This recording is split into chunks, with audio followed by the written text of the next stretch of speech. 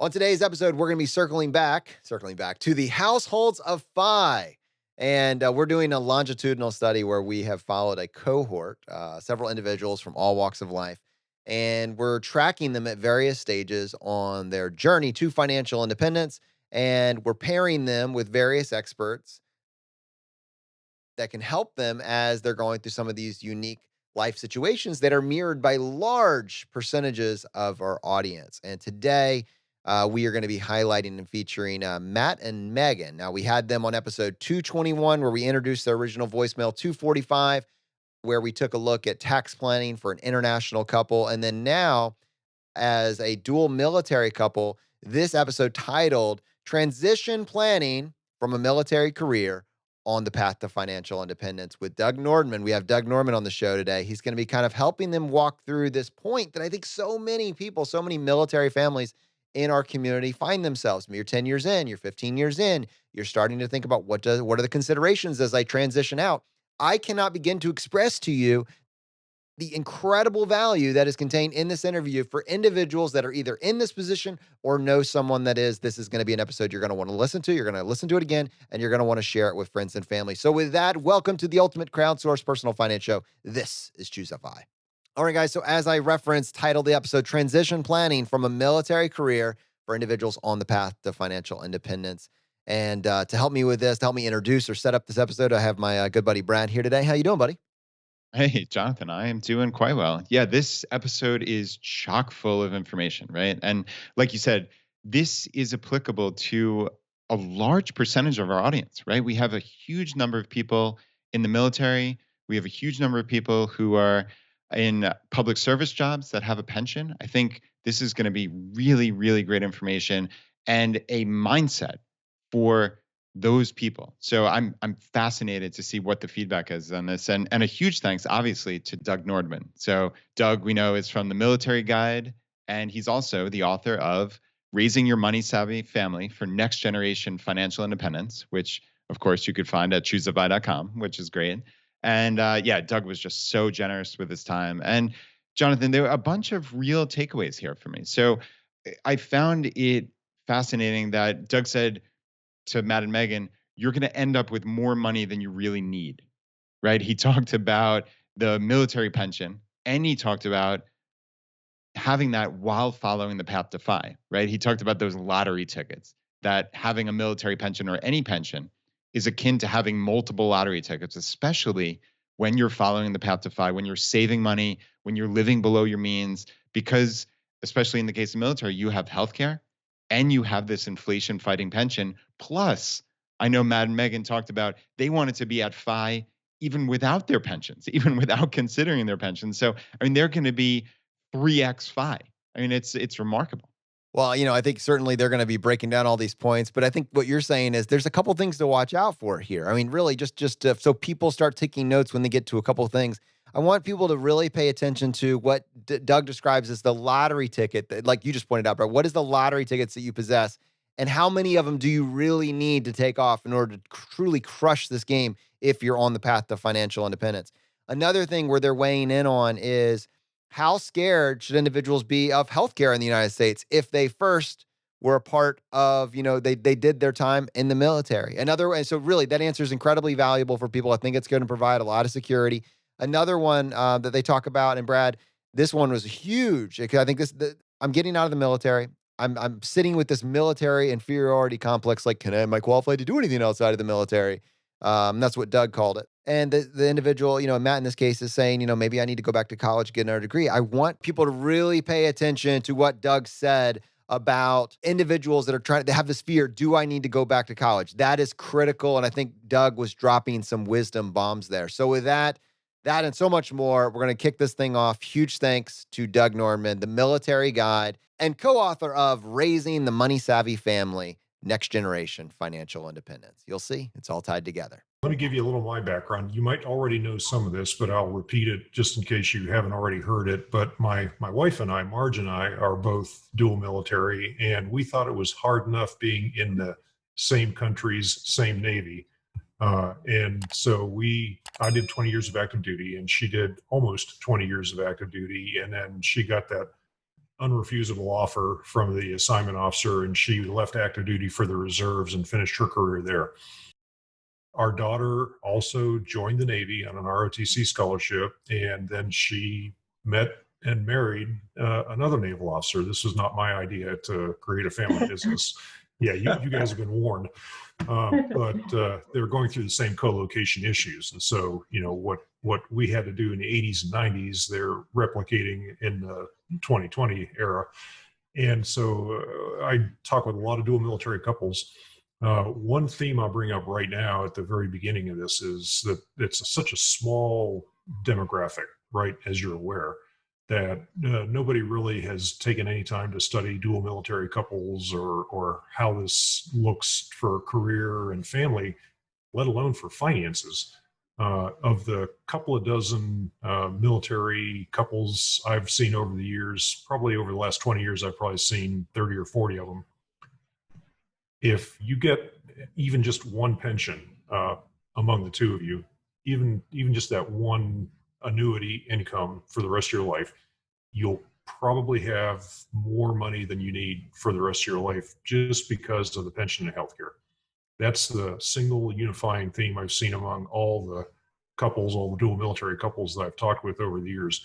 And so if I seem really optimistic and really, happy, like, hey, this is all going to work out, that's where that is coming from. Now, 30, 40 people, I can't make a statistical study out of that, but I can tell you that if you've got lifetime annuity income and healthcare benefits, that even if you're roaming the world, things are probably still going to work out just fine. Well, thanks very much. That definitely helps out. I mean, it's hard not to be positive when you're looking at the numbers, honestly. Good. This Yeah, is a good sign. When we started on the FI journey, I personally didn't know an awful lot about the retirement plans of the US Navy, and they are a hell of a lot more simple than what we have to go through for our pensions. Well, I am sorry to hear you say that, because I've been blogging for 10 years just because of how complicated the military pay and compensation system is over here. I mean, I could draw an entire graph on the wall and with numbers going everywhere, and it depends on how many blue moons you worked on in the Royal Navy, and if you served a third of a day at sea, and it's absolutely ridiculous how you're gonna have to actually go into that, because I think if you keep saying, our retirement system is so complicated, Brad and Jonathan are really gonna want to know. Like, they mentioned that they're very curious now. I'm gonna have to sit down. We get given a booklet when we join the Royal Navy or Royal Air Force or the Army in the UK, okay. And the pension advice, which has changed 3 times in quite short space of time, really. Okay. The whole pension system, and each time they give you a rather large booklet, which is completely incomprehensible to the average person who joins the military. And it's so I wouldn't say it was the reason why any person really joins the military. It's kind of something that you put in the bottom of a drawer and you pull out later on. You go, oh, well, that's good. I get this at the end of this whole stint in the armed forces or whatever. So it's a bit difficult, and it's even harder because I feel like I've almost become an expert amongst some of my compatriots at work, only to fall down at the first hurdle of any kind of questioning, really, under pressure. Under spousal pressure from answering her questions, yes. Well, yeah. I have no idea how this works. So needless to say, I'm just like, in my head, I'm like, we're gonna go FI, and I'm only actually considering my pension. So anything we do get from the Royal Navy will just be a nice added bonus. Yeah, I think that's how I'm seeing it at the moment, is kind of a bonus, and we're actually working towards, I think, a more generalistic FI, in terms of we would like our investments to add up to FI, and then the pensions and whatnot are just in addition to that, to be able to either add more comfort or something for us to fall back onto in harder times, as we're already going through at the moment. You're already most of the way through your careers, if I remember correctly. In fact, Matt, are you already retired from the Royal Navy? Or no, so I'm about 11 and a half years in to my career at the moment. And if you want the full blown, I guess, an equivalent kind of pension. It's around about 20 years in Right. our Navy as well. But whereas it's an all or nothing system, or used to be an all or nothing system for the US Navy, for us, it's every year that you work, you will get something further down the line. Yes, I remember that from hearing it from other people. And Megan, it sounds to me like you're at that point where everybody says, "Well, I've come this far. I might as well just stick around for the next 5 years." Is it still 5 years? I just hit my 15-year mark in July. So I did my first 10 years enlisted, and so in order to retire with my officer, obviously I have to do 10 full years commission. So my timing just happened to work out perfectly that I hit my 10-year mark, and then the following month I had my commissioning. So, Perfect. but because Good. I did Seaman to Admiral after 2009, I have to actually do the 2 years that I spent at the NROTC unit in San Diego. I have to do those in addition. So I'll actually have to do 22 years before I'll be eligible for retirement. So you're going to, hypothetically, you're going to go to 22 years and then you'll be eligible to retire on an active duty pension. Is that, yes, is that okay? But I mean, right now, I actually just last year, earlier this year, it was January, I just switched designators.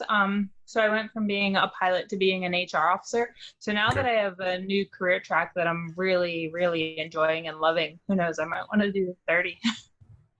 No, I can understand that. And that might make it a little easier for co-location for you to find, large parts of the country where you guys could hypothetically be stationed together. I don't know if that's ever going to work, but I understand the challenges in that. One thing I tell everyone is that if you're in the military and you have a chance of getting either an active duty pension or a reserve pension or whatever the equivalent is for the Royal Navy, you've got 4 lottery tickets and you really only need one of them to pay off. And by that, I mean, you'll solve the healthcare problem. You'll have inflation fighting life annuity, even with just one pension that starts when you're older, in your 60s. And everything else will come from savings, from your investments. And it's the equivalent of a backup to Social Security, really. You already know, Megan, that someday you're going to probably be drawing Social Security, and you probably haven't put much thought into that. But way back at the end of your earning years, you've got that pension, that annuity coming in from Social Security. And if you have one more military pension in addition to that, then that generally takes care of any errors or inaccuracies or oversights in your financial independence planning. So you might find out that if you both stick around for the equivalent of an active duty pension, that not only do you have more money than you need, but you've way overshot the mark. And if you enjoy what you're doing, if your military careers are challenging and fulfilling, then keep doing that and do it as long as you're having that challenge and fulfillment. It's not always the same thing as fun, but challenging and fulfilling, and you have some autonomy and some control. Stay on active duty, stay in uniform as long as you want. When the fun stops, there will be no doubt. And at that point, do not be afraid to leave active duty to move into the reserves or National Guard or some other equivalent of part-time. And as a dual military couple, you might even have to have that difficult conversation about whether one of you wants to totally leave the military and become a civilian. And again, I would say you have tremendous human capital. You look at the outside world from inside the bubble of the military, and it may seem intimidating. You may seem like you're not going to be able to make that transition, that nobody's going to hire you, that you're worthless and weak, and everybody's going to hate you, and you'll never survive in the civilian world. And I hear this so often from my audience. We call it the military inferiority complex. But the reality is everything that you've done so far has brought you skills that are the soft skills that are difficult for an employer to just immediately train up an employee on. The employer can show you how to do the basics of your job in the civilian career. It's a little more difficult for them to acquire those soft skills and show you how to do that on your own. And so you're bringing all those skills and your background from the military to that civilian career. They'll show you everything you need to know to do your job. But just by coming to that employer with what you've done and your human resources background, I mean, that's huge. I don't know if you've met Nicole Schwegman yet. Everybody else in the HR community seems to know Nicole. But Oh, well, wait a couple of days. Maybe she'll track you down. But she's an example of someone who was on active duty, left active duty, and then actually came back on active duty in the HR community. And she's had tours with industry. And she will be able to explain exactly why the things that you do in the Navy on active duty transfer so well to a civilian career. So again, challenging and fulfilling, stay on active duty as long as you can. And if it's not working, then go to the reserves or guard. And if that doesn't work either, then do not be afraid to go total civilian. Again, you've got a high savings rate. You might have military pension. And if you don't, you'll still have that tremendous human capital that will get you to financial independence. I have way too many people try to gut it out for 20. You're sticking around for the next 7 years for all the right reasons, and you're aware of what the deadlines are and what you have to do. So, if that's working, keep doing that.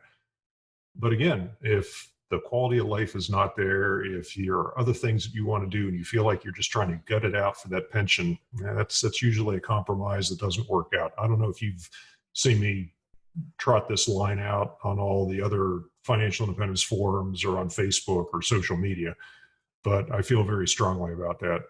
You end up with more money at the finish line for financial independence than you really need. And then if you're investing aggressively, it compounds to way more than enough. And you'll question the choices you made and the personal sacrifices you made to get to that point.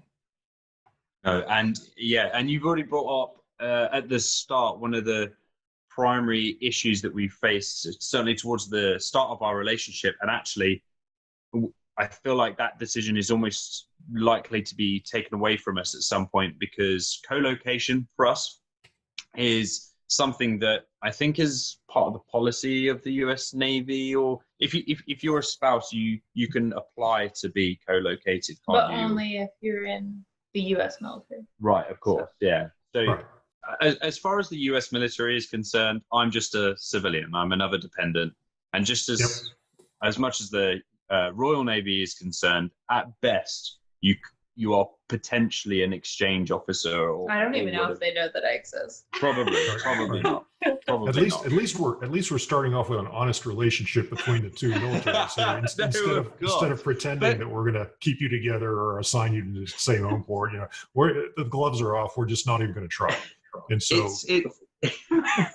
it's so interesting, the difference of attitude between the foreign navies about certainly married couples. So for myself, being married gets me absolutely nothing else in terms of financial aid or benefit. I would be entitled for slightly better housing than a single person's housing if I were to stay on base. But again, we handle that very differently as well. Whereas Megan gets a tax-free allowance every single month for military housing or whatever, I have to pay that out of my salary, and it's subsidized slightly, but it's still money that's coming out. So there is. I'm pretty sure she married you for love anyway, not just for extra money. No, of course, but you tend to. For the accent, actually. You definitely tend to focus on the financial stuff when you're going through all of this. But that was afterwards. We found fight after we got married, 100%. Okay. So. Okay. Yeah, and so co-location wise, the original plan was, by virtue of this very special relationship between the United States and the United Kingdom, there are a number of positions that are normally open for US Navy personnel to come over to the United Kingdom, and there are a number of United States bases over here, certainly Air Force wise. And then there are a couple of positions working with the US Navy or with the US Coast Guard that the Royal Navy then send their guys out. So we were very much involved in looking at these positions, which are quite hotly contested most of the times. They are golden tickets. People are very interested in traveling the world a little bit more, getting more involved in other cultures and having that as their overall experience that they have with their respective navies. I am actually currently medically downgraded within the Royal Navy. So by matter of that, I might be, and it certainly depends on how well or not well my rehabilitation goes, I might be getting a medical discharge, which is very much along similar lines to a medical discharge in the US Navy as well. And because of that, the focus is now on, well, it looks like I may well be coming out to the United States, as opposed to Megan being able to come over to the United Kingdom. So we're kind of working things that way round. That sounds good. And if you decide between the two of you that you want to live in an area that has a high concentration of military, like a large military base, or an area like Washington, D.C., or someplace that has multiple general and admiral commands, 3 and 4 star level, there's many more opportunities, I think, to settle in and find something you want to do there. And don't sell yourself short, man. I mean, I know you're in a different Navy and in the United States instead of in the UK, but you also bring all those skills to that area if you choose to work there as a contractor or civil servant or some other capacity. And so, again, human capital, it's there, and you have quite a bit of it, both of you. It's a lot easier, though, when one of you can drive the career choices and where to live and what jobs to have, and the other one follows along and fits in and makes that work. That's I think, much better for domestic harmony and a quality of life. Absolutely. And actually, on that note, I've kind of got involved recently in seeing what is available for US military spouses, and the opportunities for increasing, like you say, your human capital. There are so many opportunities, free courses, free accreditations, even so much as paying for university on the side as well. So that's definitely a route that I could go down. It's something that I've been investigating at the moment, not just to save money, but also to help out with my little bit of identity crisis once you leave the armed forces, and maybe you experience this as well. I'm kind of thinking you become a trophy spouse. Yeah, I didn't want to say the word depender, but yeah, absolutely. I'm just kind of it's a great opportunity, but it's also very scary. Taking those skills that obviously I do have somewhere and being able to market them to a civilian market. In addition to completely immigrating to a whole other country. Yeah, that one doesn't bother me so much. Well, I don't know. I've heard from a lot of people who have immigrated about how, you can have these great qualifications in other countries, and then you come to America and we're like, oh, well, it's not American, so we don't. That doesn't count. Yeah. Yeah. In your situation, I would look more at getting licenses or certifications than I would at looking at getting an advanced degree. I mean, if you wanted to go out and get an advanced degree in some other field that you've always been looking at and interested during your life, follow your interests. But I wouldn't feel compelled to get any kind of an American university degree just to feel like you'd have a better opportunity in the job market. I think certifications, licensing is probably going to prove to be more important than any kind of a university blessing you with being able to do something. And I kind of feel like that's almost a tick in the box that's required for a lot of employers. It is, because your college degree shows an employer that you are capable of showing up regularly and doing some project for however long it took you to get that degree. You're past that now. And all your years in the military give them that understanding and that agreement that you can do things, you can run a project, you can achieve a goal. More importantly, those soft skills, right? Like persistence in the face of adversity, calm under crisis. You don't freak out at what other people that have always been in a civilian office environment might regard as some emergency, and you think, well, I've fought fires and flooding. This is nothing. And so those things, I think the biggest impact you can have on your career will just be networking and keep staying open to talking with people, finding out what industry interests you, and then starting to talk to the people that are working for those corporations you're interested in. And LinkedIn is full of that stuff, and I think you'll do very well at it just because of your background and your experience. Again, if you wanted to go get a master's in like an MBA in finance, and it's because that to you is interesting and challenging and fulfilling, and then that's something you should go do. but I would not feel obligated to do that just so that you could go out there and get a career or get an American version of a career that you would have easily had back in the UK. And I certainly would not expect the American corporate industries to reward you just because you got that degree. Many of them would look at that and say, well, okay, but what work experience do you have? Not just the degree. No, of course, that's certainly very settling. Obviously, we're very boxed in. But I joined the Royal Navy immediately out of school. They did exactly the same thing. So it's all we've ever known. Yep, it's a scary transition, and once you're leaving the security of having that military paycheck and military benefits, it's easy to take that scarcity mentality with you to the career search. And once you're on the other side of it, I can attest to having the scarcity mentality when I was on active duty. Once you're on the other side of that, you begin to realize there's opportunity everywhere. And remote work especially has, even in the last year, dramatically opened up those opportunities. And you'll make that shift to an abundance mindset. And again, this is not easy. It sounds like it's simple to say, but seeing all those opportunities, seeing the network, seeing the people you can talk with, and getting these offers like, okay, you seem to know what you're doing. Could you come work for us and help us with this? And those are the kinds of personal conversations you'll have. It's not about the right resume, and it's not about filling out the right job application. It's about having many conversations with many people to figure out where you can fit in and help them with their problems because of who you are and what you know how to do. That's where the abundance mindset kicks in. You'll see that opportunity everywhere. And luckily, you're probably covered for shelter and groceries as you go about finding your career. At least you've got some breathing room to work on that while you're following your spouse's career around wherever she's stationed. Yeah, exactly.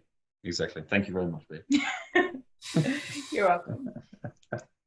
Yeah, so I'll be fine in like 7 years. Matt will be fine, when he gets out of the road. 30 years. Just keep showing up for work. Yeah.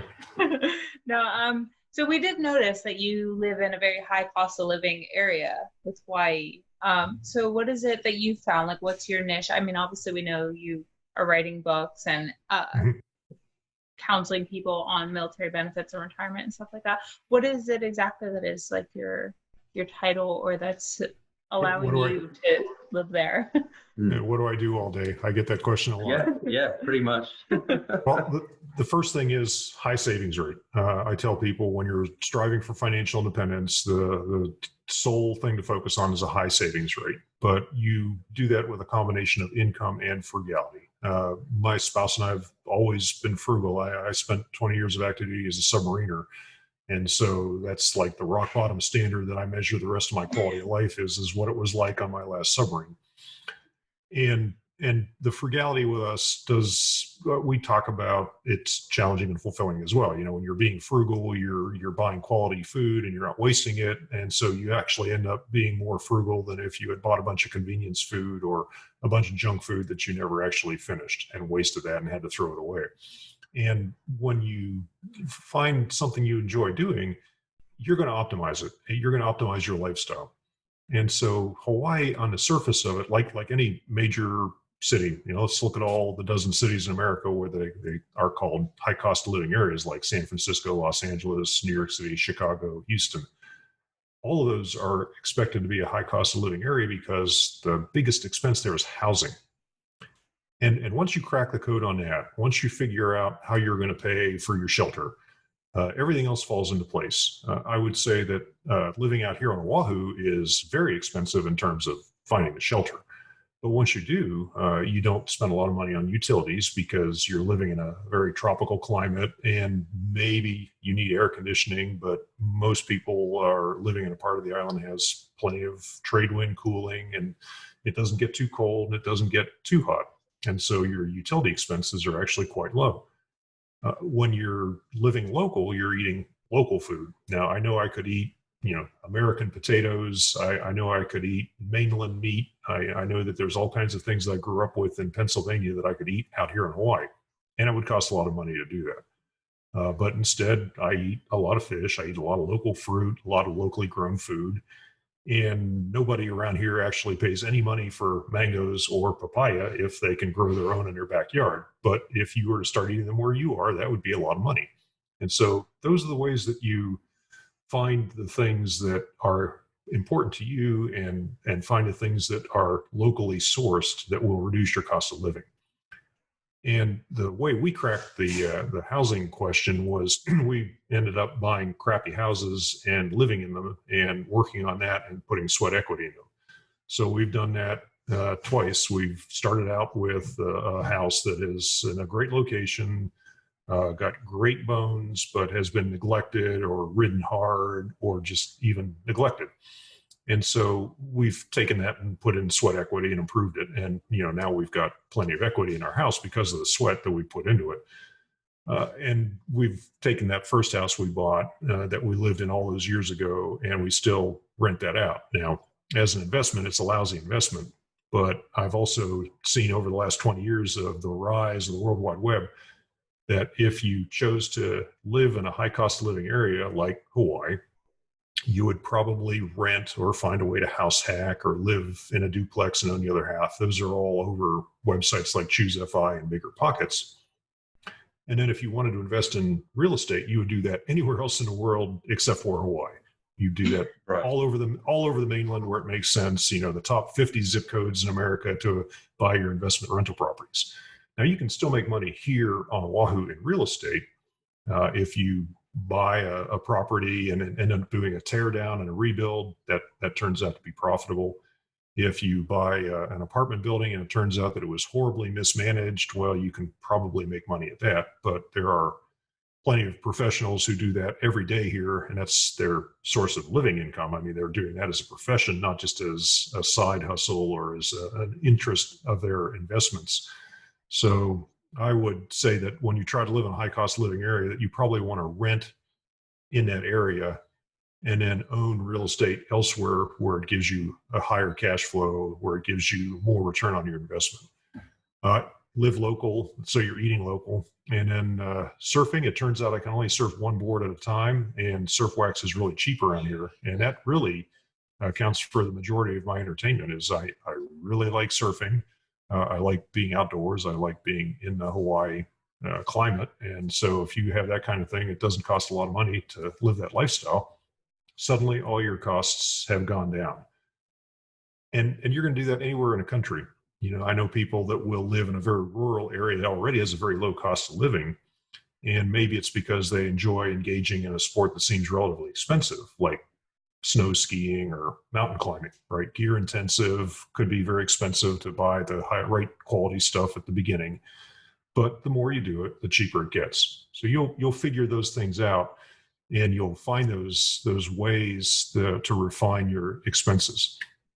Now you're probably looking at the money you spend now, and you're comparing your progress toward financial independence based on today's expenses or whatever you judge are going to be your expenses once you stop working for a paycheck.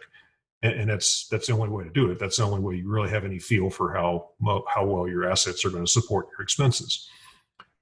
Once you actually start living that lifestyle, whether you test drive it for a year or two before you stop working, or whether you have stopped working and now you're starting your new life, you're going to go back and you're going to review all of your expenses. And by that, I mean, you're going to question everything you're paying for insurance of your home or your autos or your health insurance or liability, life insurance. You're going to question all of those, and you're going to negotiate discounts. You're going to look at the ways you're spending your time, and you're going to optimize the way you do that. And an example of that would be travel. Right now, your travel is probably constrained by a week or two of leave, and you're probably doing that in hotels and relatively resort type of areas. There's a joke about living like a 2-week millionaire because that's as long as your vacation is. If you chose travel as something you wanted to do once you were financially independent, then you'd probably do slow travel. You'd probably live somewhere for a couple of weeks, maybe even a couple of months. You'd find a long-term rental, like an apartment, not just an Airbnb, but you would talk to the Airbnb host and say, no, I want to live here for a whole month. You would insert yourself into the neighborhood and eat in the neighborhood pubs or shop in the neighborhood markets and just generally live like a local. And you'd be taking public transportation probably. You probably wouldn't tackle a car if you were living in a major city and so forth. And you would optimize all the expenses for what's important to you. Maybe it's important to you to live in a really nice Airbnb and eat in a really nice restaurant, or maybe you don't care about the restaurant, maybe you don't care about the lodgings, but you'll spend the money where it brings you the most value.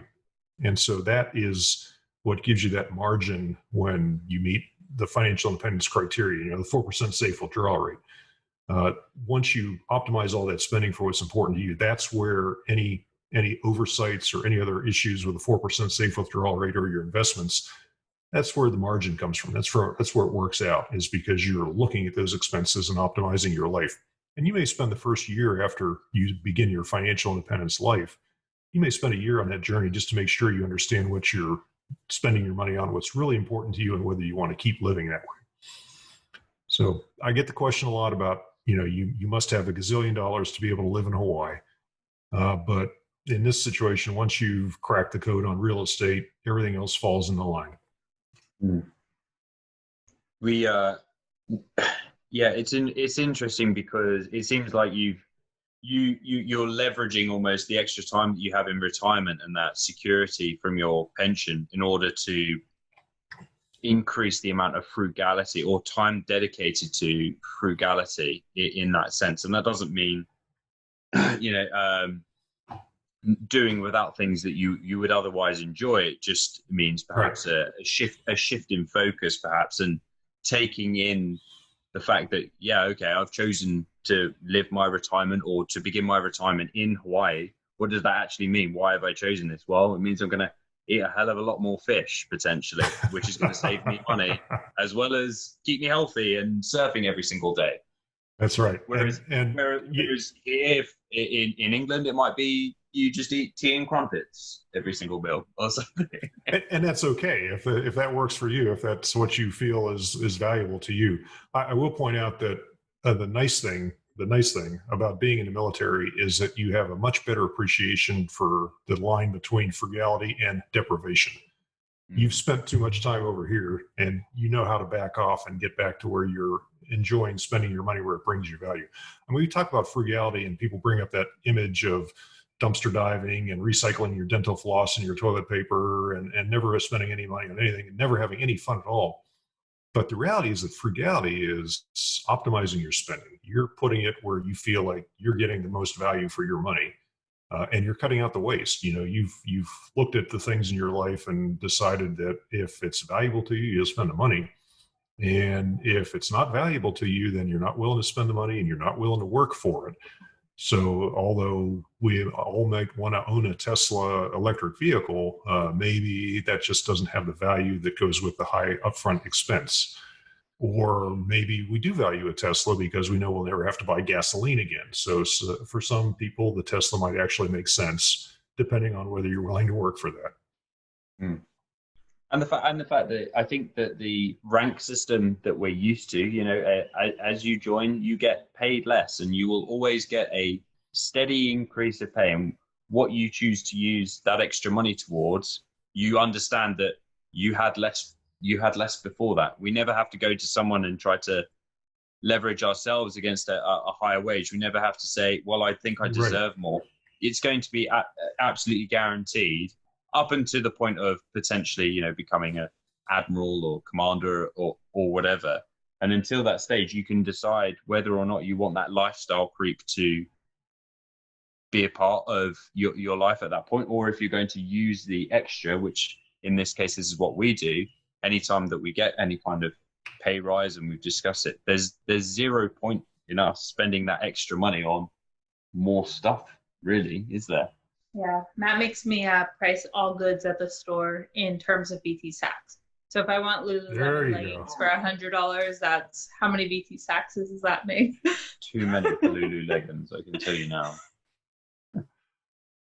And that's a very good way to look at it, is what life energy are you trading for that material possession? Now, if it's valuable to you, if it brings you joy, that's great. But On the other hand, you've both been accustomed to living a very austere life with just one sea bag and one tiny little rack to sleep in, and you can base everything after that on that deprivation standard. You can base everything in your quality of life on how it's improved since then.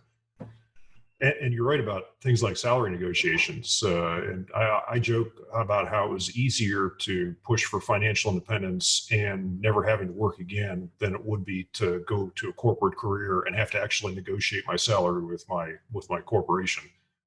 Financial independence is so much easier for getting rid of all those problems. Absolutely. We don't have it's like a complete reverse mirror world where instead of us having to go to our bosses and say that we deserve it, we have reports written about us and they tell us whether you're good enough or. And it's I think much more frank and honest in the military side than perhaps it would be in a corporate world. And so you bring that with you when you try to make that transition. And I think the anecdotal data, we tend to sell ourselves too cheaply when we make that transition to the civilian world. There's a very famous statistic among military veterans in the U.S. that within 2 years of getting out of whatever service they were in, whatever career field they were in, and getting into a civilian career, and whether that career was successful or not, but within 2 years of starting a civilian career, half of all veterans change jobs. And it's not because they can't hack it. It's not because they can't get a job. It's not because they can't afford the standard of living. It's because they figured out how to change their job in the corporate environment. They figured out how to get more money. They figured out how to get a better job somewhere else with another company, or they figured out how to live somewhere else. They've cracked the code. They've learned the new language and the new culture of working in the civilian world. And so, again, from the military side, that's very scary. And going through the transition is stressful. But on the other side, once you finish that transition and start learning what you're now in a new environment of figuring out, within 2 years, you'll probably have it all figured out, and you'll probably change jobs, change corporations, make a big change in your life because you finally know how much you're worth and how to go ask for it and go get it and go find out what you really want to do after you've lived with the civilian side for 12, 18, 24 months. Right. I think for me personally, once I've done my time and retired, I mean, this obviously could change, everything can change, but I think personally, I don't want to go to a corporate job. I don't want to go to any job. I want to be able to, retire early and go live the dream, Yep. So and that gives you the motivation to start saving and investing and to push for financial independence. Now you're equating your freedom to not work again 7 years from now to the number of leggings you want to own today. Exactly. Okay. Which makes it really easy to not buy leggings. But with that, that has kind of put me in a state of, I don't want to say confusion, but I feel a little bit torn with my TSP as far as whether or not I want to go traditional or Roth. And I know you get this question a lot. But I think most people, when they consider, oh, well, obviously Roth is better because you're already taxed on it. You're going to be at a higher tax rate later. So do the Roth now, and you've already paid the taxes. But in my position where I want to, once I'm out of the military, just live off my military pension, I'm like, well, will my tax rate be so much lower because I'm not planning on having a second income or a second job in addition to that? I plan on just living a low enough cost of living lifestyle that's enough.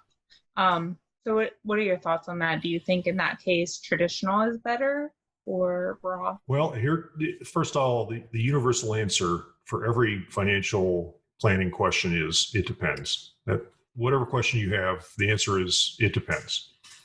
But on the Roth TSP versus traditional TSP or Roth IRA versus traditional IRA, the issue is that if you can predict your income tax bracket for the next 60 years of your life, then I can answer that question for you. And that's the problem, is having to predict those income tax brackets. What we've seen in the military, and this is anecdotal, there's not any national university research. There's no Rand Corporation validation of this. But what we've seen anecdotally is that in the military, where a third of your compensation is not taxed, that you're probably in the lowest income tax bracket of your life. And the reason we say that is because if you serve in the military until you get a pension, that pension is going to be subject to federal tax. And the kind of person you are who gets to the active duty pension, although you may not seek a corporate career, you may not go back to an office life, you still have that human capital, and it's probably going to turn into money. Now, I never expected I was going to be writing books all the time and running a blog and all the other things I've done over the last 20 years, 18 years of retirement.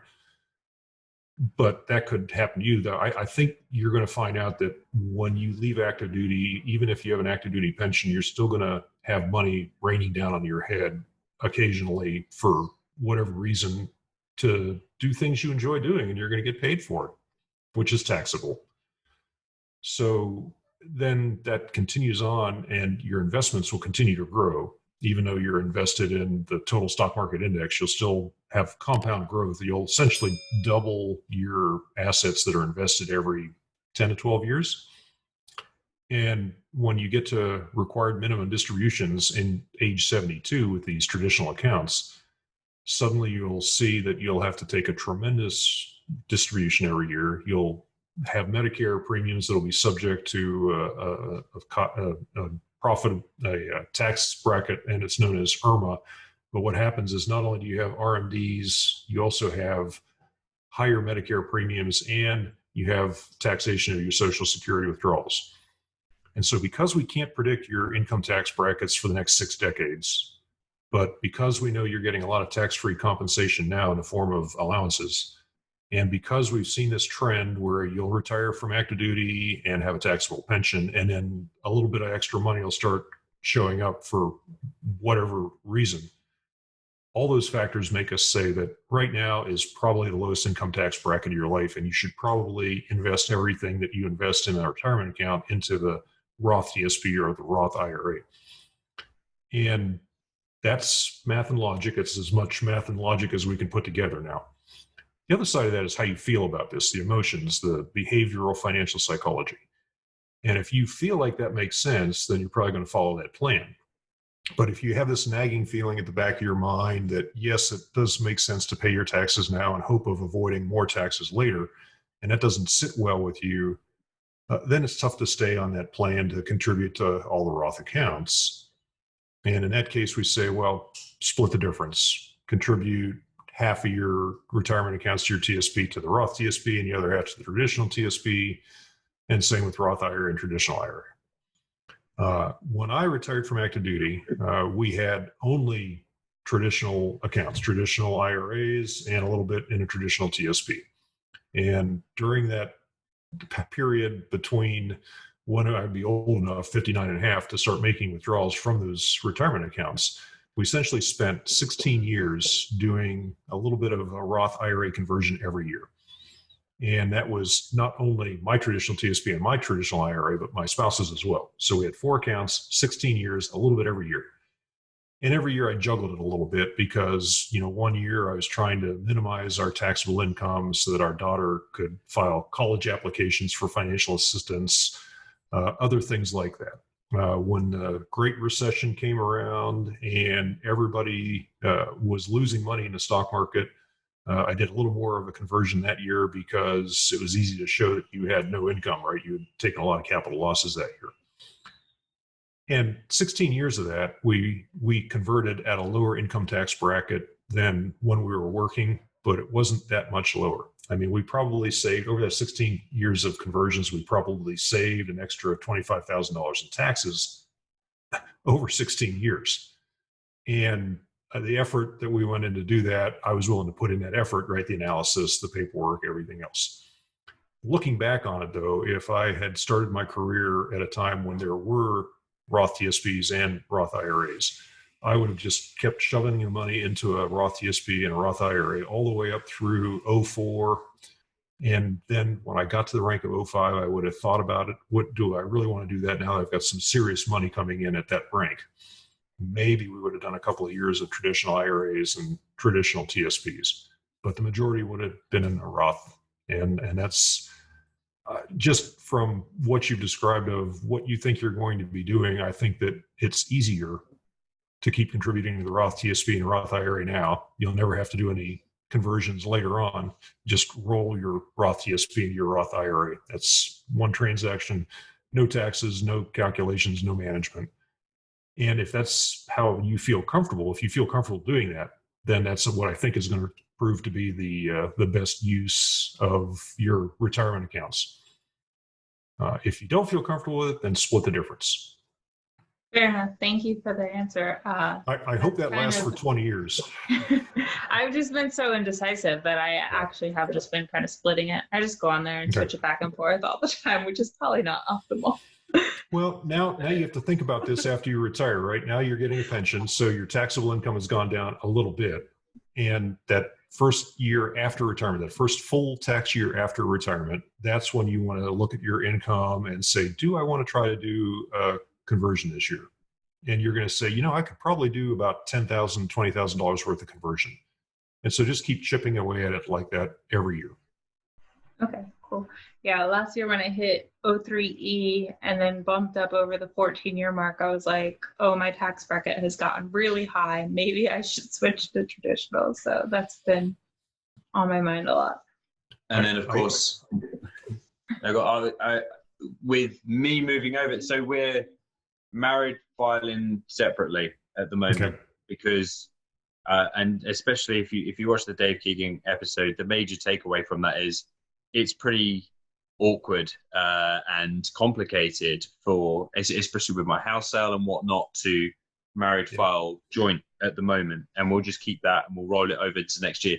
If I come over and I have that kind of time to acclimatize to the United States, don't quite have a job yet, but then keeping the pressure off from me having to go into one, we're going to be in a different tax bracket again, potentially, where all of a sudden your allowances have doubled, or your tax allowances have doubled, and we find that it comes tumbling down again, even with a potential promotion or whatever. It's a difficult discussion because you really can't predict that many years in advance where your income tax bracket is going to be. It doesn't stop me from trying with Excel spreadsheets, I can tell you now, Doug. I feel your pain. I'm the same way. And what you do is you bring in that spreadsheet with, it's 25-year timeline and 16 tabs, and you bring it over to your spouse and you say, look at this beautiful plan I've created. And they say, yeah, but what about this question that you didn't think about during the last 3 weeks while you're building the spreadsheet? And you say, that's a very good question. And now you're gone for another 3 weeks trying to account for that one factor because, like you, I've had my nose pressed up against the tree and I haven't seen the forest around me, but I've got a very clear understanding of that one little tiny narrow problem there. Yeah. It gets back to the fact that you'll have pension income and you'll have your savings and your investments, and you're probably going to have more money than you need, just based on what I've learned with all the dual military couples I've seen over the years. And it also is a factor of your human capital. I'm not going to tell you that you're going to have to beat off the job offers every week, but I will say that there will be many attractive job offers that come to you in the first year or two after you stop working in the military. And so saying to you today that you're going to drop into a very low income tax bracket after you leave the military, that might be true for a year or two. But if you've made 10 years of traditional IRA and traditional TSP contributions, and then you stumble into a very profitable civilian career after the military, now you're stuck. So these are all good problems to have. Did you, in which case, did you and or your wife get to a point where you just said no to these offers? Because it seems like you're drawing on personal experience. Oh, yes. And I've got a blog post that talks about those job offers. One of them was very attractive. It was 6 months after I'd retired. I was offered a civil service job that would have paid me at least as much as I earned in the military, maybe even more, doing the same thing I did in the military, teaching nuclear engineering to civilians in a nuclear Navy shipyard. And it was a couple hours a day of standing up and talking to people, which I love doing, followed by a few more hours a day of sitting in my office waiting for people to come to me with questions about the nuclear engineering, which again, I enjoy doing that, and I would get paid for it. And why not take that job? But there were several factors. And the first one was the commitment. If I went into that job and I didn't enjoy it after 6 months or 8 months, I could quit, but I would have felt that I didn't honor a commitment to the employer. The employer was a friend of ours. He was a civil servant in the federal government, but he was also somebody that we had gone to college with and knew professionally for the last couple of decades. And we would have felt like we let him down because he had to go to considerable effort to find someone like me and make the job offer. And I would have felt obligated to stick that job for 2 or 3 years just to pay back his faith and his effort in finding somebody like me to hire. So that was the first thing, is what if I don't like this job? Well, I can't just quit. And so it's better to make that decision right now before I show up for the first day of work. The second issue is that I still would have had to wear a uniform. It would have been, aloha shirts and Dockers and sneakers, but I still would have had to show up in a uniform. I still would have had to deal with rush hours. I still would have been in an office environment for 40 hours a week. And our daughter at the time was 9.5 years old, would still need some form of after school program. And then she'd be a teenager alone at home in the afternoons. We referred to that as the danger years. And I could see that all that money that I might make at doing something I love might end up having to go to find ways to keep her out of trouble. So that didn't look like a good quality of life. To me, every time I've gotten an offer, it's been more about the dissatisfiers, the drawbacks to that offer, than it has been the good things in that offer. And my wife, Marge nailed me on the third factor. And the third factor was I would not have been able to stop myself from trying to climb the corporate ladder. I would have started out as essentially a nuclear engineering instructor, but I could have gone to nuclear engineering section leader and nuclear engineering supervisor. And, I could have just kept climbing the ladder and gone ever higher. And before you know it, I would have recreated my old environment and been working 40 or 50 hours a week. Today, and again, this was a job offer I had in 2002. The World Wide Web is doing great things, but remote work today is so much better than remote work was 18 years ago. Today, I would put my resume into a database somewhere with a remote work agency or just watch for connections where somebody wants me to do something. And my response would be, yes, but only for 10 hours a week, and it's got to be remote work. And that eliminates many of the dissatisfiers, right? You get rid of the commute, you get rid of the workplace attire, and you can do things much more on your terms. So those are the kinds of job opportunities I would look for today, is something that you could do in your own schedule from anywhere in the world. And as long as you didn't have to show up at a certain time of the day, whether you were in Europe or in Australia or in America, you could still work on your conditions on your terms. Then I'd be attracted. No, absolutely. And did it get easier every time as well to say no?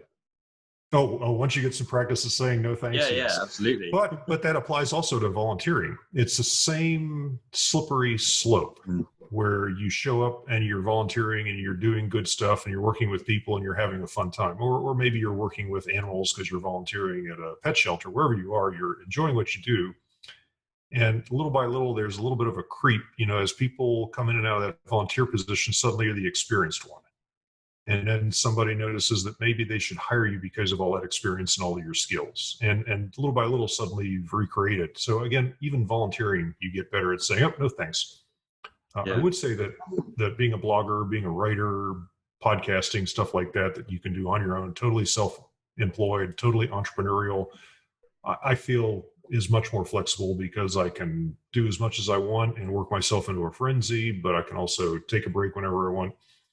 I realized the other day I went 3 months in between writing blog posts, which just, if you told me that I was going to do that even 2 years ago, I would have been horrified at how much I would have slacked off.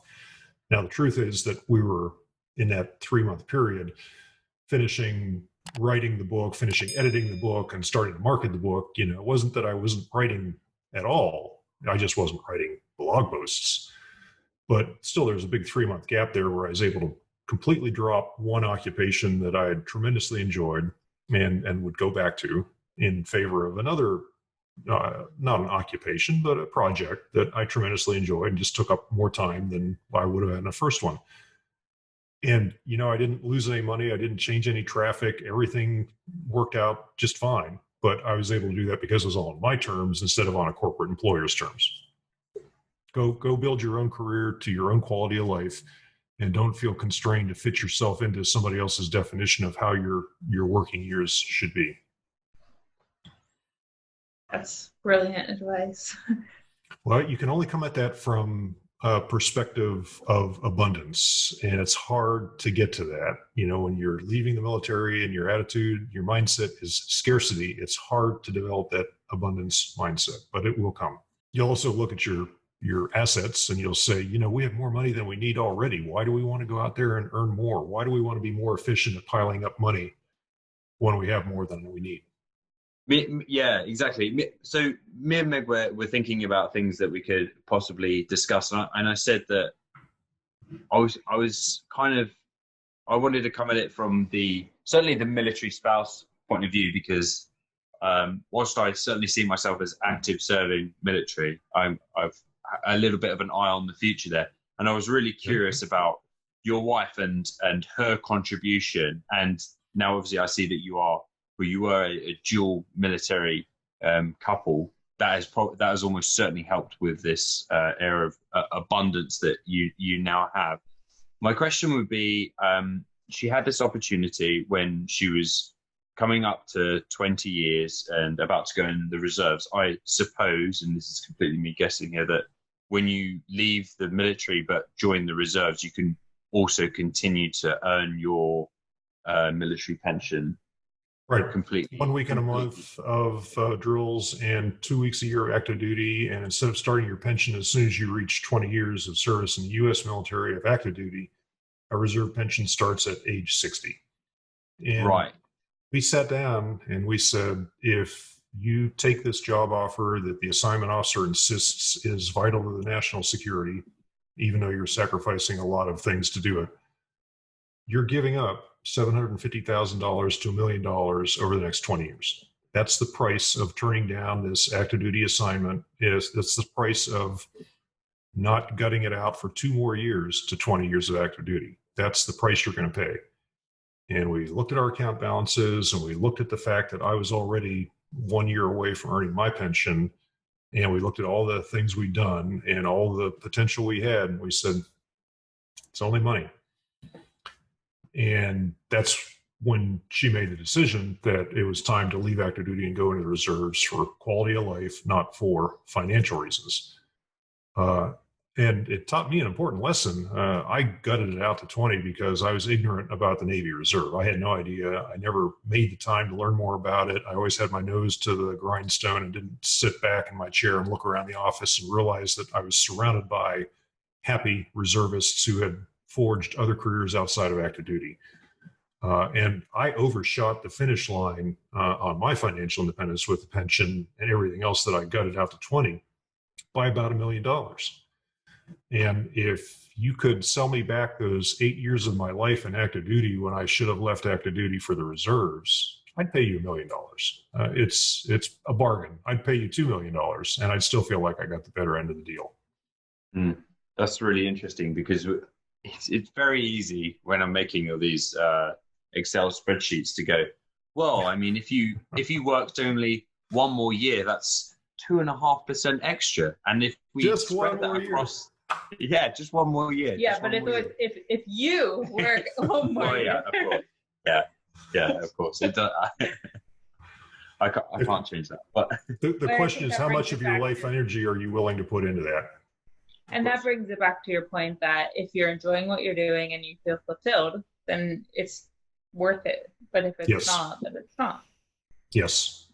And especially if you're struggling with health issues, with medical issues, with physical issues like, your knees are getting creaky or your spinal column, we're all there.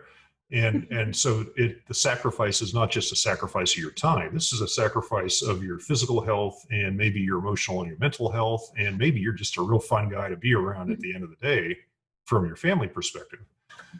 So it's not only about the money. I mean, I know it represents tremendous financial security, but many times it comes from a scarcity mindset instead of that abundance mindset. Right. And in our case, obviously, the huge give up is the time to actually be together. Because, I mean, in the last year, I think we've been together a total of 7 weeks or something like that. If that, yeah. Yeah. Especially with COVID and everything else slowing down travel. And so that's a huge trade-off. My spouse and I joke that we've known each other for 41 years, and we've been married for 34 years, and we've been together for 32 years. So that's doing pretty good, I think. Yeah, that's doing all right. I think we could put it down into weeks. I think that tells you how low our standards have become, that we accept that as a good deal. But that's the whole thing. For me, I'm like, well, life is so short. Like, you can't get any of that time back. So that makes it a huge trade-off to decide between your career and time with your spouse, because nothing is guaranteed. So, and to come out on the other end of the million, and it was $1 million question. Do you stick it out and keep $1 million for 2 years, or do you do what makes you happy? Now, that is a huge difference, I think, between the mindsets potentially of the United States military and our military, because our pension will never be that good. It will never be that amount. So if you were to offer someone that amount, but similarly, there is a higher amount of focus on time off and time with family. So where we perhaps fall down on the money front with pensions, we make up for on a year-to-year basis. My leave balance is significantly higher than a US military person would get. And not only that, I don't have to count weekends. Weekends are weekends. Wow. And they don't come out of my military balance at all. So there's perhaps a higher focus on the home work balance there. You look amazed at that. You're like, oh my God.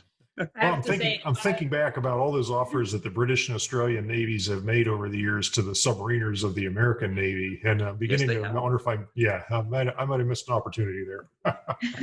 That's my close to my heart issue with the military, and so if I ever stick around long enough to make it to Captain Admiral, to end up at Nav First in an HR billet, weekends will not be counted against leave. If I could just get in a position to where I can make that happen, I'll consider my career successful. When you're CNO, I'll be happy to write the point paper for that. Thank you. You actually, that's really interesting, because the offer to do that, it's something that, so I have looked, and I looked previously, I've now cast it out of my mind, but I did look at potentially what would a transfer from the Royal Navy to the US Navy or the US Coast Guard look like. I'm in a very important job that other navies really want. So I'm a pilot myself, and New Zealand, Australia, Canada, these are all places that would happily take me and almost throw a passport at me for doing so. But the United States isn't one of those, and unless I'm a citizen, they're just simply not interested in anything I have to provide. But I have just had a friend who did leverage his position within the Royal Navy and move out to New Zealand, which in retrospect over the last 6 months has been an amazing decision for him, of course, and was nothing to do with financially. But it would have been a really good co-location potential opportunity at the time that unfortunately didn't play out particularly well, which is why we have to now look at other routes. So I'm very surprised that it's not open actually in the USA to outside people, but hey. I am too. I think we're missing an opportunity there, but we have been very slow to bring in the talent we need. And at the same time, we complain bitterly and perpetually about how low retention is and why we can't keep anybody on active duty.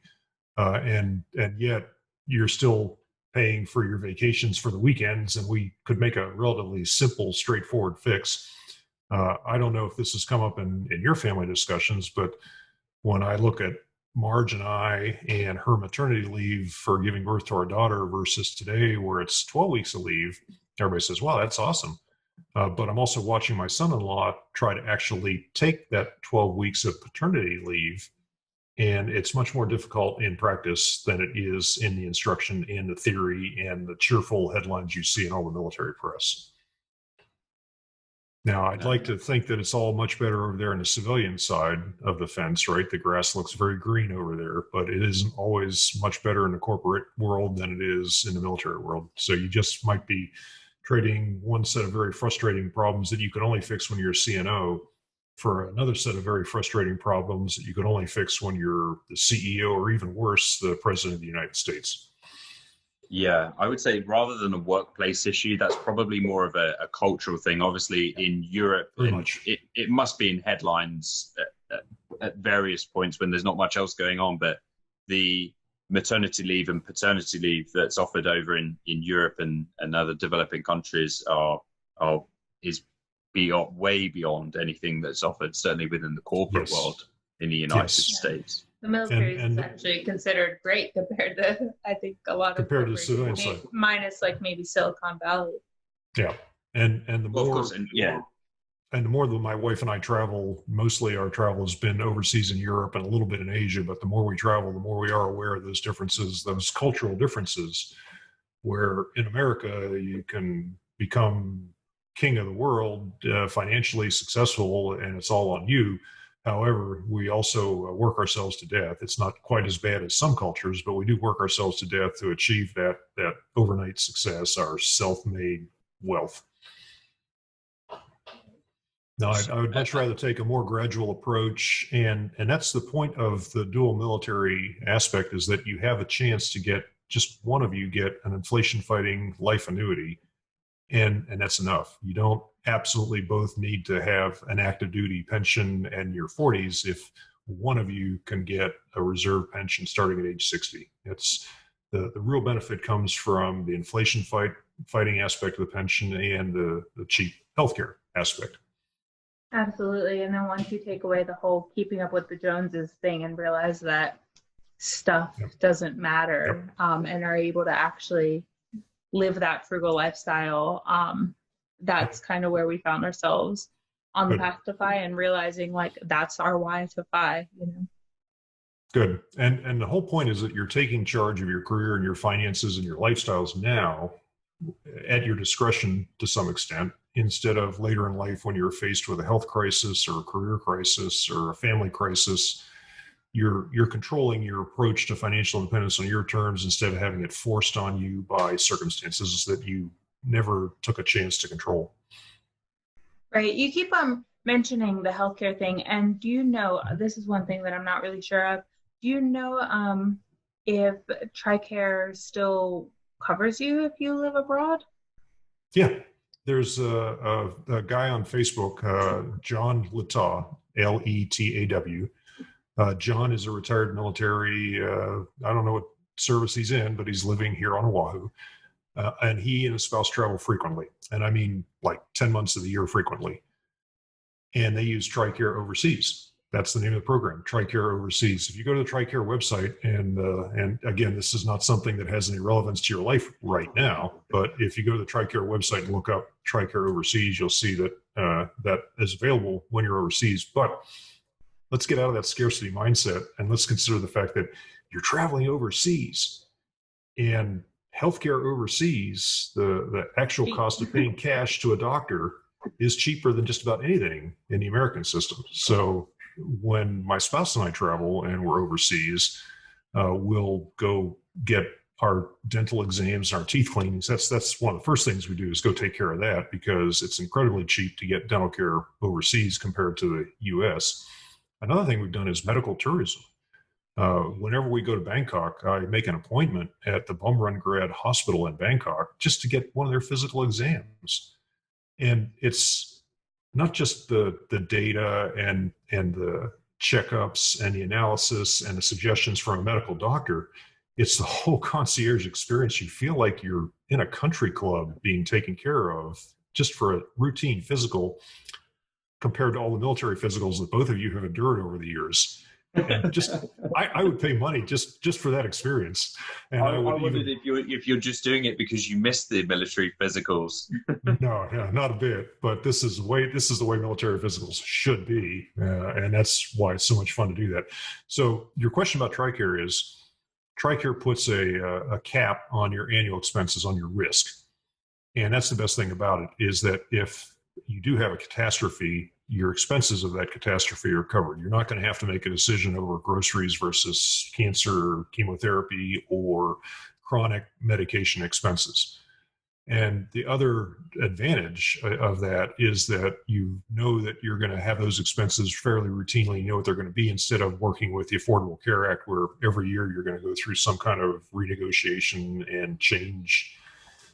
So again, the inflation fighting part of the pension and the cheap healthcare, I think, are much more valuable than the extra year or two of income and percentages of pension boost from that extra year or two of working.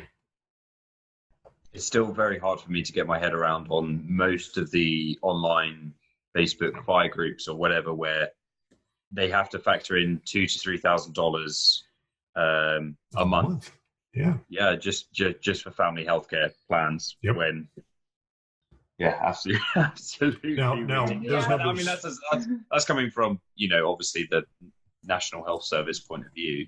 Oh, I will say that those $2,000 to $3,000 per month are for pretty chronic, pretty significant existing conditions, or for fairly low deductibles. If you were willing to take an $8,000 a year deductible against your premiums, then you would pay a lot less than $2,000 or $3,000 a month. But it all depends, again, on the free market risk that you're willing to take. And not all of us are able to adequately analyze and feel comfortable with those risks. And so TRICARE, to some extent, takes away all of that and lets you just pay your premiums and go see your doctor when you need to and not have to worry about it. Thank God for TRICARE. Matt asks me questions about the U.S. health system, and I'm fortunate enough to be like, I have no idea. I have not had to deal with it, so I'm grateful for that every day.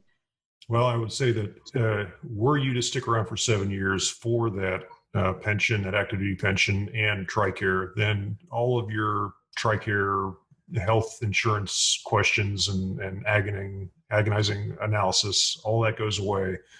You either pay a monthly premium to be able to see a health manager, or you pay a smaller premium to see anybody who you want with a slightly larger copayment. And those are the two choices, essentially. Your third choice is to travel internationally and pay cash at Bumrungrad Hospital in the Philippines, in Bangkok.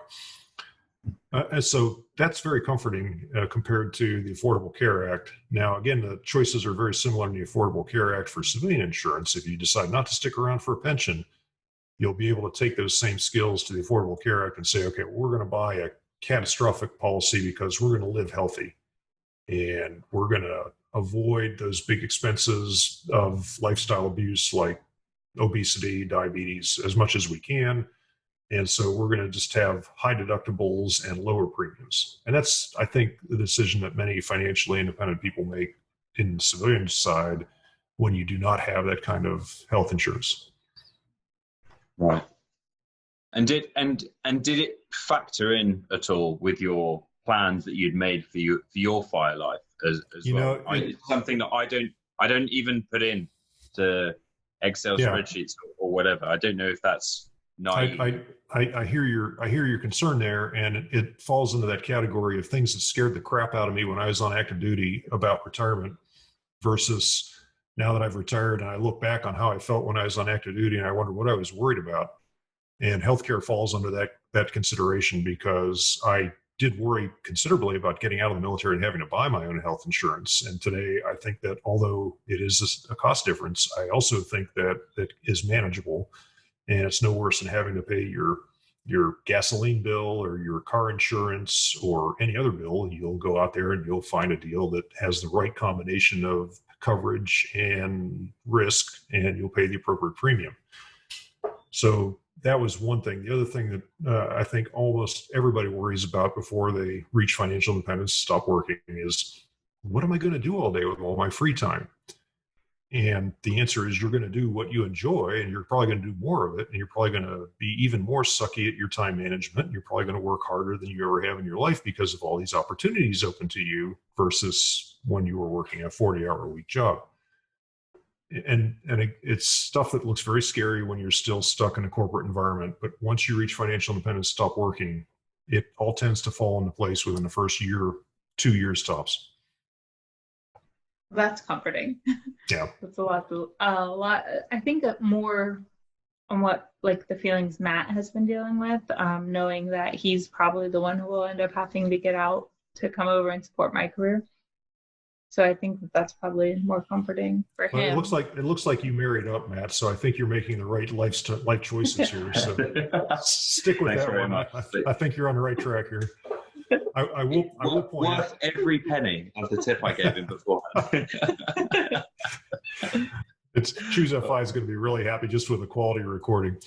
One of the things that you'll look at is that you figured out how to get to financial independence. I mean, when I started writing 10 years ago, it was all about how do you get to financial independence, but what about the 4% safe withdrawal rate? What about the failure rates? What about this? What about that? All of it was associated with gathering assets and making them last.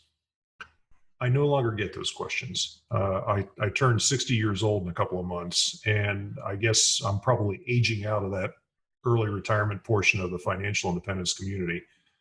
And I don't even get questions about how to reach financial independence anymore. Instead, I get questions about how do I teach my kids to reach their financial independence. Now, maybe that's because they're saying, and I want them to move out of my basement, but maybe it's also because you want your kids to go out in the world and succeed, and you want to know how to raise them so that you don't cripple them for life with the same problems that you had before you figured out financial independence. That's the latest batch of questions I get is the next generation. But there's also a third question lurking out there that I'm now starting to be considered able to have the experience to answer. And that third question is this sustainable for life? And there aren't that many people out there with 18 years of experience at this, and I'm able to say, oh yeah, it's very sustainable. But there is a lot of stuff in the background behind that answer to be able to reassure people that the money will last, that you'll be happy with what you're doing, with what you do all day, and that this is something you could happily consider doing for the rest of your life. And there won't be some big upheaval when you're 65 or 75 years old, incapable of returning to the workforce, or incapable of moving to a new country, or incapable of changing your health insurance. This is all sustainable for life. And so we've gotten way off the topic of originally of do I have enough money, and instead designed an entire separate life and figured out whether it's sustainable. I will say that when you get to the point where you've reached your financial independence, you've resolved whether you're going to stay on active duty for the pension, go to the reserves, or go total civilian. Once you've resolved all those questions, from there on out, the rest of your life, it's going to be a series of shorter term decisions. You're not going to move to your ideal location and live there for the rest of your life. You're not going to buy your forever home and raise your kids and their grandkids and great grandchildren there. You're not going to do one thing for the next 4 or 5 decades after you're out of the military just because you've been moving around so much during the military. Instead, consider it a series of 5 to 10 year periods, maybe 3 to 5 year periods, depending on what life throws your way and what your interests are. And just be willing to be flexible to life changes like that, and be willing to renegotiate the terms. One of you right now is probably running the finances, and the other one of you is running some other aspect of your arrangements. And after you reach financial independence, maybe that'll change. And eventually you'll get to a point in your life where you'll decide you want to travel more now rather than save it for when you're in your 70s. And so you're going to have 2 different lifestyles there. And maybe one day one of you is going to want to stop running the finances just because you're tired of it. You feel like you've done enough of it. And you'll let the other negotiate the terms of what finances the 2 of you want to handle and how you want to split that up. That it's the whole idea is to stay open to changing your lifestyle and renegotiating the terms under which you handle each part of that. And as long as you're aware that you can do that, change the rules every 5 to 10 years and change your lives, you'll stay flexible. That sounds legit, especially the being able to stay flexible part seems a lot easier when you consider the fact that your whole military life has been 3 to 5 year tours. And this time you're just removing that unknown of the detailer telling you where you're going. The weird thing is that you're going to reach financial independence, you're going to stop this military thing, and you're going to live your life and you're going to feel free. And 2 to 3 years from now, you're going to feel stressed out about something. It's not really going to be clear what it was, but after you left the military, 2 to 3 years later, you feel like there's something going on. And what you realize is internally, you're getting ready to transfer again. You're looking around and thinking, boy, I got to get rid of some of this crap in a house. You're thinking, wow, I've got to make plans to move to a new location. Oh my gosh, I'm going to get a new set of orders. No, you're not. But that's the lifestyle you've been accustomed to. And that's why after 2 to 3 years, you get ready to transfer again. Maybe you could go with that. Maybe you really will move to New Zealand and live there for 2 to 3 years. I know people who have done that just because they are accustomed to changing their location in the world every 2 to 3 years. The difference being, of course, they get to choose this time instead of having it dictated to an extent. It's your choice, and of course, you've got to pay the money to make it happen, but at least you're doing it at your own discretion in the way that you want to do it instead of letting somebody else tell you how to do it. I never would have predicted when I landed on this island 31 years ago that I would want to spend the rest of my life here. So you may find that forever home. You may find that forever location. It's up to you. It's awesome. Yeah. It's up to you, I think, is my favorite quote right now. All these choices can actually be kind of stressful. You've got this issue where you've got too many choices. You're in Costco trying to figure out what you really want, or Tesco trying to figure out what you really want to buy, and there's just too many different options. So that can be a little stressful on all by itself. But I value the freedom, and I think people who are saving for financial independence are also valuing the freedom of choice there. I was just going to add in there quickly about the pension. I just had a question specifically for you going through this, and it's subjective. How much less do you think that you were sweating through the downturn due to coronavirus? And this is retrospective. Obviously, we're now up on the upward side of it. I don't know if it will happen again, but it is higher than it was before for those who are into VT sacks. But how much less were you sweating, do you think, just because of having that inflation adjusted annuity in the background? We've been watching our wealth compound for 18 years, and we went through the internet recession when I retired in 2002, and then we went through the Great Recession of 2008 to 2009, just as we were launching our daughter from the nest. So coronavirus financially has been undetectable as a financial event. We probably saw a big drop in our personal capital net worth.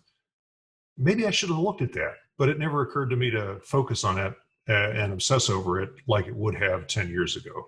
I knew we had enough, and I knew that it was going to come back someday. And in the meantime, we didn't need to do anything with it, and it wouldn't be a problem. What we did do, we had already made one big charitable contribution in November of last year, bigger than usual. It was an attempt to expand our philanthropy, and we're just experimenting with, legacy planning and giving away money. And we had made a large donation to the Hawaii Food Bank in November of last year, because that's something that is what we feel important for philanthropy. And then right in the middle of coronavirus in March, as this was escalating, and we looked at a 25% unemployment rate on the island of Oahu, the visitor industry pretty much went away. The visitor people's visiting here, the visitors dropped 95% in 1 month. All of those issues, the food bank was just running out of funding immediately. And we made another large donation in the middle of all this financial distress to the food bank. And we had the ability to do that. We had the margin, we had the net worth, we had the excess wealth to do that. And along with that, we also we gifted our granddaughter and put money in her 529 account. And she's 7 months old.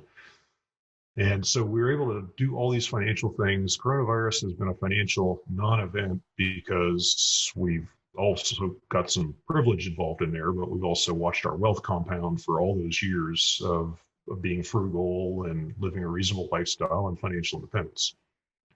Uh, Personally, though, coronavirus has done two things.